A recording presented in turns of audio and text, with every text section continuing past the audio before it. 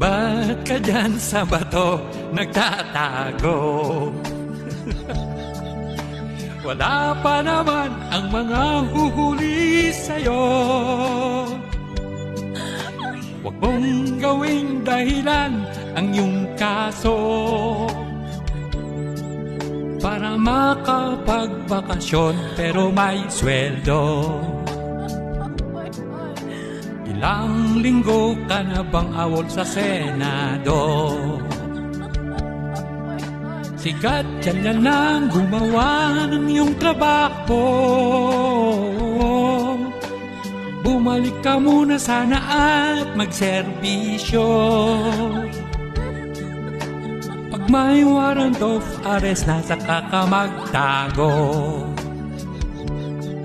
At para sure na di ka mabitbit kapag inaresto,